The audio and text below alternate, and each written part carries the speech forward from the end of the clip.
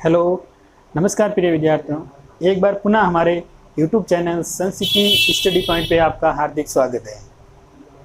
आज की class 10 RBC के अंतर्गत अपन पढ़ रहे इससे पिछले वाला वीडियो के अंतर्गत हमने पढ़ा था एक्सरसाइज नंबर 2.1 का क्वेश्चन नंबर 4 तक हमने कंप्लीट कर लिया था। क्वेश्चन नंबर जो 5 है, देखो क्या दे रखा है। इसमें दे रखा है यदि संख्या दे रखी है आपके पास 408 तथा 1032 के महत्तम समापवर्तक को 1032 x माइनस 408 इंटू 5 के रूप में व्यक्त किया जाता है, तो x का मान अपने को ज्ञात करना है। जो एचसीएफ है ना, उसको अगर ऐसा लिख दिया जाए, कैसा, 1032 इंटू एक्स माइनस 408 इंटू 5, अगर ऐसा लिख दिया जाए एचसीएफ को, तो इसका मतलब इन दोनों का पहले अपने को 408 और 1032 का एचसीएफ अपने को पता करना पड़ेगा। तो इसके लिए विभाजन एल्गोरिथम प्रमेय की सहायता से अपने इसका एचसीएफ पता करेंगे। संख्या दे रही है आपके पास में 408 और एक दे रही है 1032। इसमें देखो विभाजन एल्गोरिथम प्रमेय का जो प्रमेय होता है,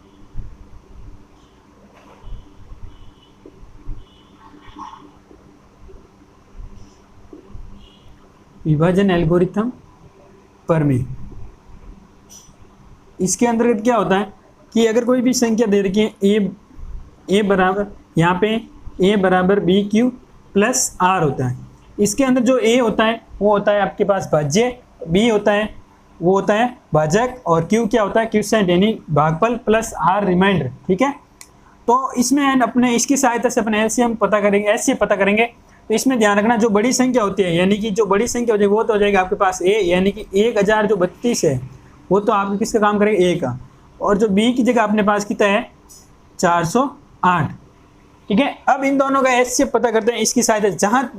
जब तक यहाँ पर आर की जगह यानी कि शेषफल अगर 0 नहीं आ जाए, तब तक आपको भाग देते जाना है।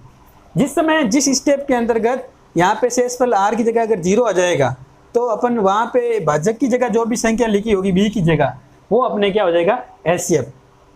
तो देखो भाई, यहाँ पे सबसे पहले यहाँ पे भाजक ए की जगह संख्या लिखते हैं 1032 बराबर, यहाँ पे बी की जगह अपने पास दे रखा है 408 इंटू, यानी कि अब 408 का कितनी बार, 408 का पार्ट कितनी बार बोलेगा, 1032 आ जाए, या फिर उससे कोई छोटी संख्या, या तो इसकी इक्वल आनी चाहिए या इससे कोई छोटी संख्या आनी चाहिए।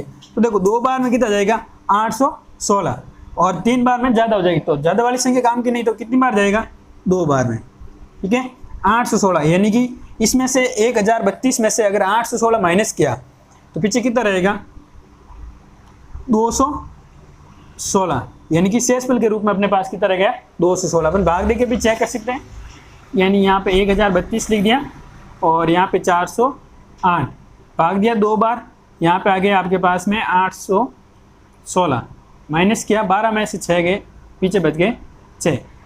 नेक्स्ट यहाँ 2 में से 1 गया 1, और इधर 10 में से 8 गए, पीछे बच गए 2, यानी कि शेषफल कितना आ गया, शेषफल यहाँ पे आपके पास है 216, यानी कि आर का मान 0 तो नहीं है, यानी इस स्टेप के अंदर जो शेषफल है, शेषफल आर नॉट इजिकल टू 0। अब 0 नहीं है तो यही स्टेप आगे चलेगा। इसके अंदर यहाँ पे अब एक ही जगह कौन सा आएगा, यानी भाज्य की जगह अब संख्या आएगी आपके पास यहाँ, ये 408, यानी यहाँ पे आ जाएगा 408, एक संख्या छोड़ के एक, इसको छोड़ दिया, ये 408, फिर 2 को छोड़ना, और बी की जगह अब क्या लिखना है आपको, 216।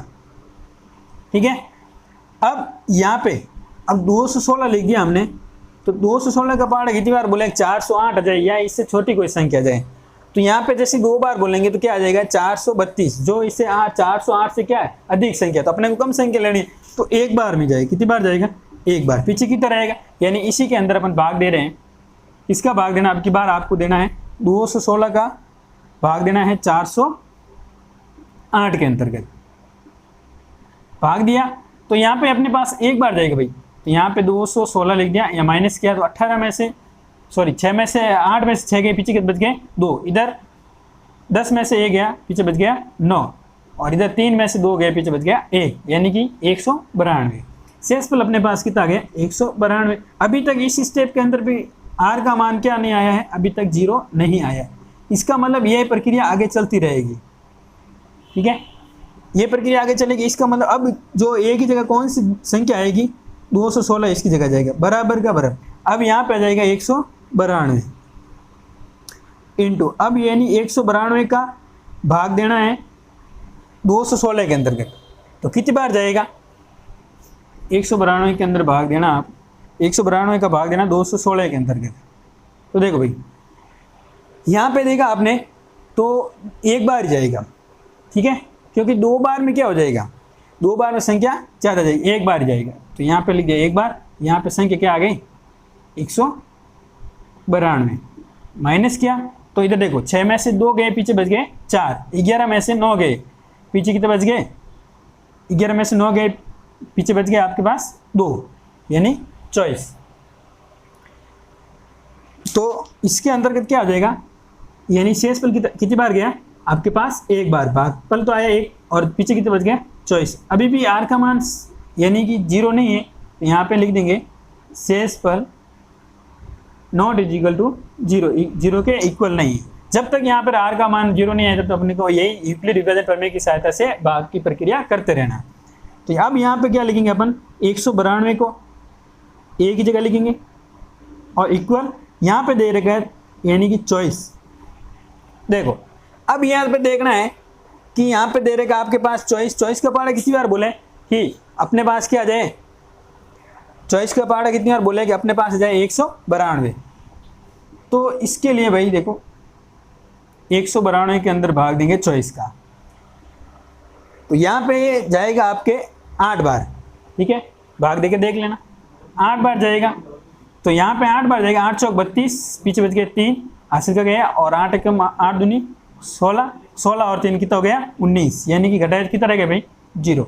यानी इस स्टेप के अंतर्गत क्वेश्चन टाइप आपके पास कितना है 8, और जो रिमाइंडर यानी आर की जगह कितना आ रहा है 0। इसका मतलब इस स्टेप के अंतर्गत अपने पास शेषफल कितना आ रहा है भाई, शेषफल जो अपने पास यानी कि r इज इक्वल टू 0 आ गया। तो इसका मतलब जिस समय r का मान 0 आ जाए उसके अंतर्गत यूक्लिड विभाजन प्रमेय के इसके अंतर्गत जो यहाँ पे जो संख्या b की जगह यानी भाजक की जगह को जो संख्या लिखी रहेगी वो आपका एचसीएफ होगा, जिन संख्याओं का आप ज्ञात करना है। यानी अपने पास जो एचसीएफ है वो हो जाएगा 24। अपन लिख सकते हैं यहाँ पे 408 एंड दूसरी संख्या 1032, इन दोनों का जो अपने पास एचसीएफ आया वो है 24, ठीक है। अब ये क्यों क्या, क्योंकि अपने को सबसे ये पर्सन में दे रखे था कि इन दोनों का जो एचसीएफ है वो कह रहा है 1032 इंटू एक्स माइनस 408 इंटू 5 के रूप में व्यक्त कर सकते हैं, ठीक है। ये रफ वर्क है, इसको हटा देते हैं। तो अब देखो यानी कि जो एचसीएफ अपने पता क्या और एक बुक वाला दे रखा है वो दोनों ही है ना, बराबर है, क्योंकि ये दोनों ही ये तो एचसीएफ अपने पता किया वो वाला, और बुक में दे रखा एचसीएफ है जिसको अपन ऐसे लिख सकते हैं। तो इन दोनों को इक्वल करते हैं, यानी अकॉर्डिंग टू क्वेश्चन अप्लाई करते हैं, यानी पर्सन अनुसार।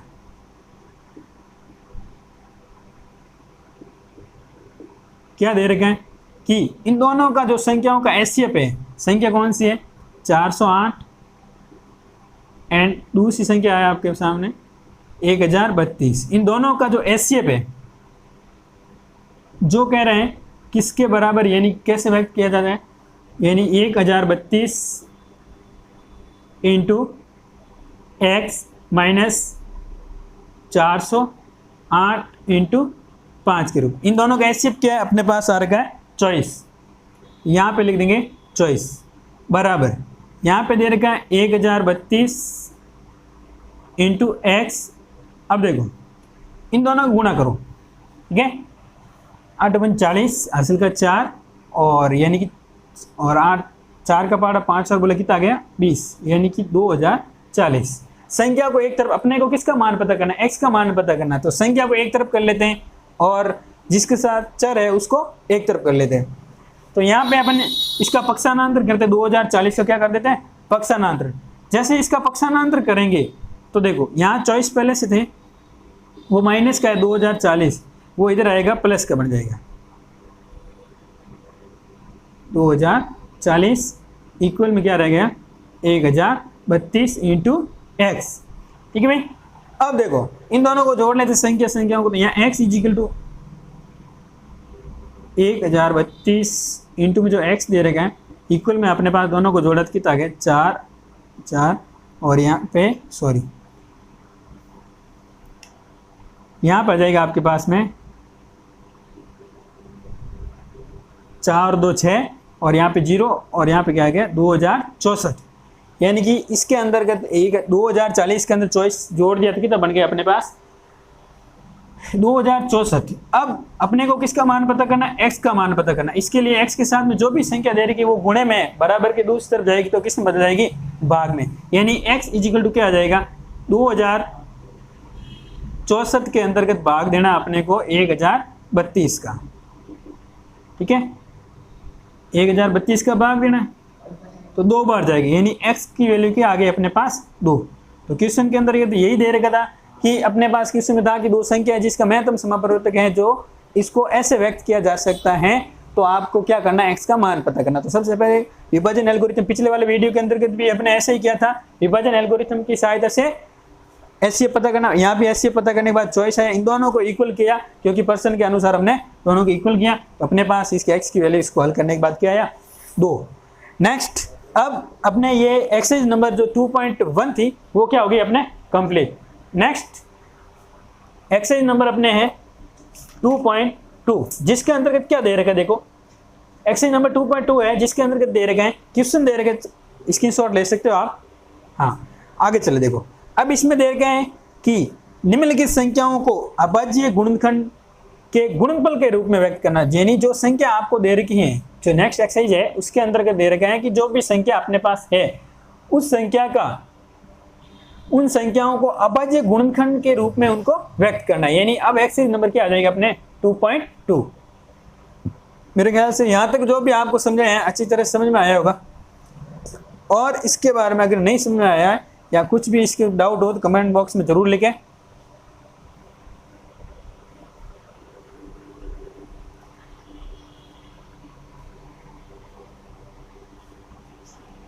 अभाज्य संख्या क्या होती है सबसे पहले, यानी अभाज्य संख्या वे संख्या होती है जिसके अंतर्गत संख्या खुद का भाग जाता है और एक का भाग जाता है और अदरवाइज किसी भी संख्या से विभाजित नहीं हो या फिर उनके अंदर भाग नहीं जाता है, वो संख्या क्या होती है अभाज्य संख्या है। और भाज्य संख्या वे होती है जिसके अंतर्गत खुद का यानी संख्या के अंतर्गत खुद का भाग जाता है और खुद से विभाजित होती हो और एक से विभाजित होती हो, वो क्या हो जाएगी भाज्य संख्या। यानी कि सीधी सी बात है, भाज्य के अंतर्गत क्या हो जाएगा, यानी जो संख्या किससे हो खुद से, एक तो संख्या खुद से जैसे कि अपने लिख दिया 4, इस संख्या के अंतर्गत देखो एक तो एक का भी भाग जाता है, एक 2 का भी जाता है, एक 4 का भी जाता है। यानी ये संख्या है जो 3 संख्याओं से विभाजित होती है। और अभाज्य संख्या की क्या कंडीशन होती है, इसके अंतर्गत अभाज्य संख्या के अंतर्गत आ जाता है, जैसे मैंने लिख दिया 2 और 3, इसके अंतर्गत भी देखो एक का भाग जाता है 2 के अंदर और एक 2 का जाता है, और इसी किसी भी संख्या का इसके अंदर भाग नहीं जाता है, इसके अलावा किसी भी संख्या से विभाजित नहीं होती है। 3 के अंदर भी चेक करते हैं, 3 के अंदर ये देखो 3 के अंदर एक का भाग जाता है और 3 खुद का जाता है, और अदरवाइज किसी भी संख्या का भाग नहीं जाता है। यानी इसको बोलते हैं प्राइम नंबर, और सॉरी इसको बोलते हैं अपने क्या इंग्लिश में कंपोजिट नंबर, और ये बोलते हैं इसको प्राइम नंबर। ठीक है, अब इसके अंतर्गत क्या हो जाएगा अपने को, अब जो अगली एक्सरसाइज के अंदर करना है कि जो फर्स्ट क्वेश्चन दे रखे हैं कि जो संख्या दे रखी है उसको अभाज्य गुणनखंड के रूप में, जैसा नाम है अभाज्य गुणनखंड, यानी संख्याओं को सबसे पहले एक ही ध्यान रखना, इसका अभाज्य गुणनखंड करेंगे तो हमेशा ध्यान रखना अभाज्य संख्याओं का भाग दिया जाएगा, कभी भी भाज्य संख्या का भाग मत देना। क्वेश्चन नंबर फर्स्ट है, इसके अंदर आपके पास छोटे छोटे क्वेश्चन दे रखे हैं। क्वेश्चन नंबर पहला है आपके पास दे रखे हैं 468, क्या संख्या है 468 का अपने को अभाज्य गुणनखंड के रूप में व्यक्त करना है। यानी पर्सन जो है वो ये है, जो भी संख्या दे रखी है उसको किस में विभाजित करना है, अभाज्य गुणनखंड के रूप में।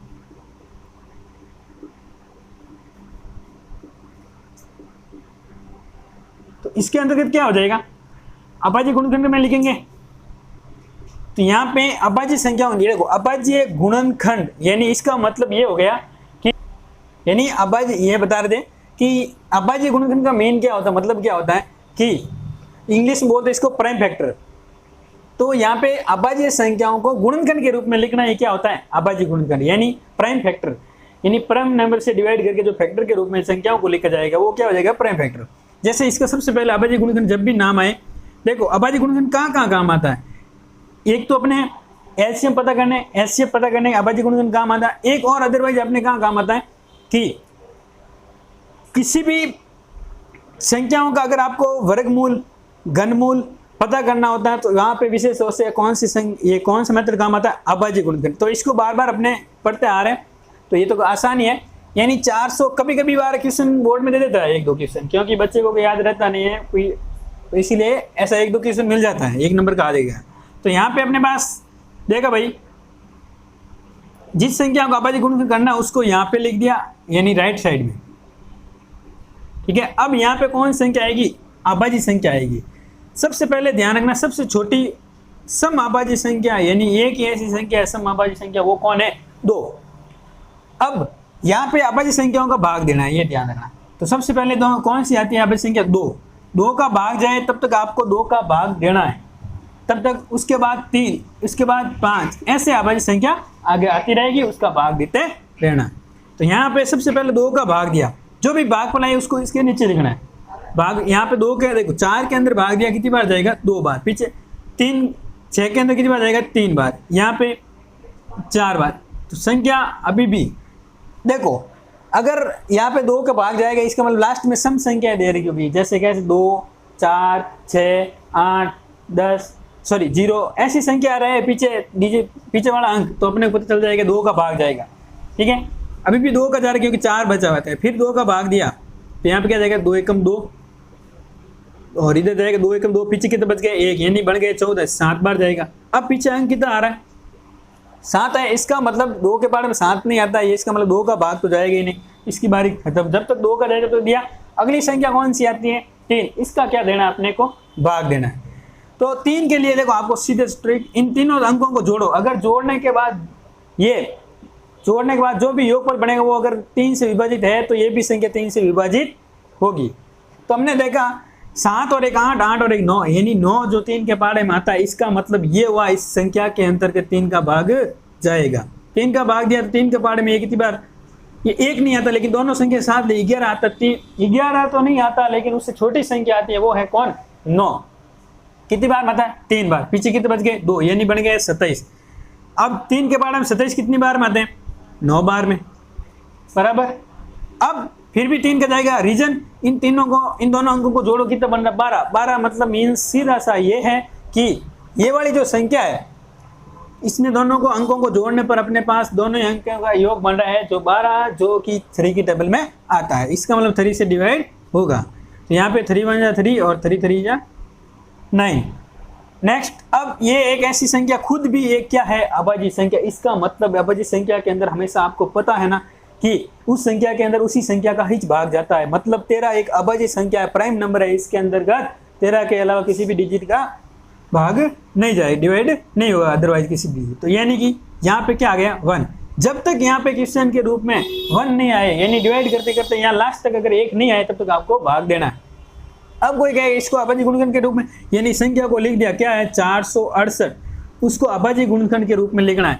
पहले 2 × 2 × 3 × 3 × 13 ये दे रखा है। कोई कहता है ऐसा लिख सकता है 2 की घात 2, यानी 2 2 बार है, इंटू 3 की घात 2 क्योंकि 2 बार है, और 13 अकेला, ऐसे भी लिख सकते हैं, कोई दिक्कत नहीं है, ठीक है। ये इसका आंसर। अगर पर्सन में लिखा हुआ आ जाए, क्वेश्चन में लिखा है प्राइम फैक्टर मेथड की सहायता से इसको प्राइम फैक्टर मेथड इसको फाइंड कीजिए, या फिर अभाज्य गुणनखंड की सहायता से इसको हल कीजिए, तो ये आपने का अभाज्य गुणनखंड। और जब भी अपन इसका वर्ग पता करते हैं ना, उस समय क्या करते हैं, 2 अंकों का वर्गमूल पता करते हैं। तो अभाज्य गुणनखंड जिस संख्या करना है उसके बाद जो भी गुणनखंड आता है उसको 2 का जोड़ा बनाते हैं, उनमें से एक लेते हैं। और घन ज्ञात करते हैं, घनमूल ज्ञात करते हैं, 3 का जोड़ा बना के फिर उनमें से एक संख्या लेते। नेक्स्ट, इसका जो सेकंड क्वेश्चन है वो है यहाँ आपके सामने 945 डिजिट क्या आपके पास 945। अब इसके अंतर्गत देखो 945 का अभाज्य गुणनखंड करना है, 945 इसका आपको अभाज्य गुणनखंड करना है। तो इसके लिए क्या करेंगे, यहाँ पे देखो संख्या दे रखी है, इसका आपको अभाज्य गुणनखंड करना है। तो इनमें देखो 2 का तो भाग जाएगा नहीं, क्योंकि पीछे वाले अंक कितना है 5, आपको क्या बोला, 2 4 6 8 0 ऐसी संख्या आती है, इसका मतलब इसके अंदर 2 का भाग जाएगा, नहीं तो इसका मतलब 2 अभाज्य संख्या काम आएगी नहीं। नेक्स्ट आएगी 3, उसको देखते हैं। 3 के लिए आपको बताया हुआ है कि जो भी अंक दे रखेगा उन अंकों को जोड़ने के बाद जिनका योगफल जो भी आता है उसके अंतर्गत यदि 3 का भाग जाएगा तो इसी संख्या में 3 का भाग जाएगा, अन्यथा नहीं। चेक करते हैं, 9 और 4 की तो हो गया 13, 13 और 5 की तो हो रहे 18, इसका मतलब 18 3 की टेबल में आते हैं, इसका मतलब 3 की टेबल से ये डिवाइड होगा। 3 की टेबल से यहाँ पे 3 3 जा 9, 3 1 जा 3, पीछे बच गया 1, यानी 3 5 जा 15। फिर अब 3 से जाएगा नहीं जाएगा, देखो 3 और 1 4, 4 और 5 की तो गए 9, इसका मतलब 3 का भाग और जाएगा। कितनी बार जाएगा, एक बार, और ये बन गया आपके। अब ध्यान रखना, एक बार गया यहाँ भाग टूट गया, टूटने का मतलब ये हो गया कि आपने 3 के अंदर भाग दिया, पूरा पूरा गया, शेष 0 बच गया। अब एक अंक उतारोगे, ये टूटने का मतलब यहाँ देख लो भाई, हम भाग दे रहे हैं किसका, 3 का। 3 का भाग दिया, कितनी बार गया, एक बार, तो यहाँ 3 घटाए तो कितना रह गया भाई 0। अब यहाँ एक अंक को ऐसे लिख दिया, कितना बन गया 1। अब एक लिखने, एक अंक यहाँ नीचे लिखने के बाद भी 3 का भाग नहीं जाता, इसका मतलब इसको बोलते हैं अपनी भाषा में भाग टूट गया। टूटने का मतलब अब जैसे, अब यहाँ पे जब तक बड़ी संख्या नहीं आएगी किससे, 3 से बड़ी या 3 से इक्वल, तब तक तो भाग तो जाएगा नहीं। तो इसके लिए क्या करना पड़ेगा, इसको बड़ी बनाने के लिए इस अंक को यहाँ पे लिखना पड़ेगा। अगर मान लो कोई डिजिट नहीं बचता तो फिर उसके लिए तो अपने क्या कंडीशन होती है, पॉइंट लगा के 0 लगाना, बड़ी संख्या बनाना। यहाँ 5 लिख दिया, तब तो ध्यान रखना, एक अंक लिखते तो कोई दिक्कत नहीं, जैसे दूसरा अंक यहाँ पे लिखते हैं तो ध्यान रखना भागफल के अंदर एक 0 आएगा, ठीक है। तो यहाँ 5 लिख दिया, क्या बन गया 15, यानी दोनों अंक एक साथ होते थे तो यहाँ भागफल में कितनी बार जाएगा, 5 बार, ठीक है। 5 3 15, ये लिख दिया 5 बार। अब ये 5 बार गया, ये आ गया, वापिस गुणा करके चेक कर लो, उत्तर वही आएगा। अब यहाँ पे देखो 3 का भाग जाएगा कि नहीं जाएगा, अभी भी 3 का भाग जा रहा है, फिर 3 का भाग दिया, कितनी बार गया 3 बार। यहाँ पे देखो 1 बच गया, यानी 15, 5 बार। अब ये 3 से विभाजित होगी कि नहीं होगी, दोनों को जोड़ो, 8 बन रहा है। 8 नहीं आते 9 के 3 के पहाड़े में, इसका मतलब ये 3 से विभाजित नहीं होती है। अब तो इसका मतलब 3 का नहीं जाएगा, तो फिर अब अगली अभाज्य संख्या कौन आती है, 5। इसका मतलब 5 के पहाड़े में 35 आता है, कितनी बार में 7 बार। अब ये 7 एक ऐसी अभाज्य संख्या जो खुद के पहाड़े में खुद ही आती है और किसी के पहाड़े में 7 नहीं आता है। अब इसका अभाज्य गुणनखंड क्या हो जाएगा, यानी कि 945 का अभाज्य गुणनखंड अपने पास हो जाएगा 3 × 3 × 100 के लिए। मैं इसको देखो 3 कितनी बार है, 1 2 3, 3 बार है, इसका मतलब 3 और 5 एक बार और 7 भी एक बार, इसको अभाज्य गुणनखंड ये हो गया। नेक्स्ट 140 का आप कर लेना आराम, छोटा से वेब करा देते जल्दी से। इसके अंदर कितनी देर का है, 140, सीधा सा है। 140 का करना आपको, यहाँ 140 लिख दिया, 2 का भाग जा रहा है 7 बार, यानी कि 70, फिर 2 का जा रहा है कितनी बार, 35। अब किसका जाएगा, सीधा सीधा आपके 5 का ही जाएगा, तो यहाँ पे क्या आ जाएगा 7, और यहाँ पे कितना आ जाएगा 7 का भाग देंगे, शेषफल कितना बच गया, नहीं सॉरी यहाँ पे 1 आ गया भागफल। तो यहाँ पे इसका अभाज्य गुणनखंड क्या हो जाएगा, यानी 140 का अभाज्य गुणनखंड हो जाएगा आपके पास 2 की घात 2 × 5 × 7। ये ध्यान रखना, घात इसीलिए लिखते हैं कि जितनी बार शॉर्ट करके ले, यहाँ पे 2 बार आए तो इसकी घात 2, अगर 4 बार आते तो 4 बार। नेक्स्ट इसका थर्ड है, सॉरी फोर्थ, जो डिजिट अपने पास दे रखा है कि इसमें है आपके पास 3825, ये है ना, हाँ 3825। इसके अंदर के देखते हैं भाई, 3825 का क्या करना, अभाज्य गुणनखंड करना, वही सेम का सेम तरीका।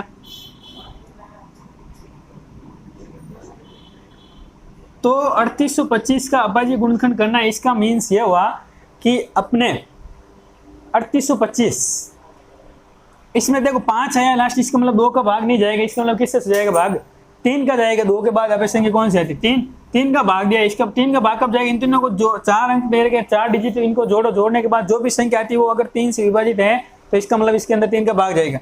3 और 8 कितना हो गया, 11, 11 और 2 कितना हो गया 13, 13 और 5 कितना हो गया 18, इसका मतलब 3 का भाग जाएगा, क्योंकि 18 है जो 3 की टेबल में आता है। अब देखो 3 एकम 3 और 3 दूनी 6, पीछे कितना बच गया 2। अब यहाँ 7 3 21, पीछे कितना बच गया 1, यहाँ पे 5 बार। अब फिर बोलो जोड़ो, 7 5 12, 12 8 14, 1 15, 3 का भाग और जाएगा। यहाँ पे 3 चौक 12 और 3 दूनी 6 और 3 पंजे 15। अब देखो 6 और 5 11, अब 3 का भाग नहीं जाएगा। तब अगर 3 का भाग नहीं जाएगा इसका मतलब अपने पास किस संख्या का भाग जाएगा। अब यहाँ पे देखो 3 के बाद अभाज्य संख्या कौन सी आती है 5। अब किसका भाग जाएगा 5 का। देखते हैं 5 का भाग, लास्ट में 5 अंक है, 5 0 या फिर 5 और 0 है किसी भी संख्या के पीछे, इसका मतलब उसके अंदर कंफर्म है 5 का भाग जाएगा। ये ध्यान रखना, ऐसे नहीं पहले 5 का भाग देते हैं फिर आपको 3 का भाग, ऐसा कभी नहीं होगा। ध्यान कंटिन्यू, यानी पहले अभाज्य संख्या का 2 का ज्यादा 2 का देना, अगर नहीं जाए तब 3 की बारी आएगी, अब 3 का भी नहीं जाए तब 5 की, 5 का नहीं जाए तब 7 का, ऐसा चलता है। ऐसा कभी नहीं होगा पीछे जाके फिर वापस उल्टा कभी नहीं, रिवर्स कभी नहीं होता, ध्यान रखना। तो यहाँ पे क्या आ जाएगा, यहाँ पे भाग दिया कितनी बार 8 बार, 8 45 पीछे बच गया 2, यानी 25 का 5 बार, ये फिर जा रहा 5 का, 5 कम 5 पीछे कितना बच गया 3, यानी कि कितनी बार जाएगा 35 है तो 7 बार जाएगा। अब 17 के पहाड़े में ही आता है 17, और किसी के पहाड़े में नहीं आता है। तो इसका मतलब 38 जो 25 दे रहा है इसका अभाज्य गुणनखंड क्या हो जाएगा 3 की घात 2 इंटू 5 की घात 2 इंटू 17, ये इसका अभाज्य गुणनखंड। अब सेकेंड लास्ट दे रखा है जिसके अंदर आपके पास संख्या दे रखी है 20,500, लास्ट है 570 है, ठीक है। अब इसके अंदर भी अभाज्य गुणनखंड करना है, तो देखो यहाँ पे लिख दिया 20,570, इसके अंदर 0 आया है, इसका मतलब 2 का भाग जाएगा। पहले संख्या कौन सी अभाज्य संख्या 2 का भाग देखे, क्योंकि 0 आ रहा है, 0 2 6 आता 2 का भाग जाता है। तो यहाँ पे देखो 2 का भाग जाएगा, यहाँ 2 एकम 2, 0 का 0, अब यहाँ जाएगा 2 दूनी 4, पीछे बच गए 1, 8 बार 16 पीछे बच गए 1, यानी 5 बार जाएगा, ठीक है। अब पीछे 5 है, इसका मतलब अब 2 का तो भाग जाएगा नहीं, अगली संख्या कौन सी आती है 3। तो 3 के लिए आपने क्या बताया, सीधे ट्रिक, इन सबको जोड़ लो, 1 और 0 जुड़ता नहीं, तो 1 और 2 की तो गए 3, 3 और 8 की तो गया 11, 11 और 5 की तो गया 16, इसका मतलब ये 3 के पहाड़े में भी नहीं आता 16, इसका मतलब 3 से भाग नहीं जाएगा। अगली संख्या कौन सी है 5, तो लास्ट में 5 है, इसका मतलब 5 से विभाजित होगी। 5 का भाग दिया 2 बार गया, अब यहाँ पे 2 के अंदर 5 का भाग नहीं जाता है, तो इन दोनों अंक को साथ लेंगे फिर भाग टूट गया, इसका मतलब यहाँ पे भागफल में क्या लगेंगे, एक 0 लगेगा। तो यहाँ पे अब अटैच नहीं आते 5 के बारे में, कौन आता है 25, कितनी बार में आता है 5 बार, तो यहाँ पे लिख दिया 5। अब पीछे कितना बच गया भाई 3 बच गया, इसका मतलब यहाँ क्या बन जाएगा 35, 5 के बारे में कितनी बार आता है 7 बार में, ठीक है। अब नेक्स्ट फिर किसका भाग जाएगा, अब 7 आया, इसका मतलब 5 का नहीं जाएगा और आगे वाली संख्या का भाग जाएगा, यानी कि 5 के बाद 7 का देखते हैं। 7 के लिए क्या करेंगे, यहाँ पे देखो 7 का पहाड़ा पूरा नहीं जा रहा है, क्योंकि देखो 20 यहाँ पे जाएगा 14 और पीछे बच गए कितने 6, 65 बन गए, यहाँ पे 63 और पीछे बच गए 2, 27, लास्ट में 27 बन गए, जो कि 7 के पहाड़े में नहीं आता है।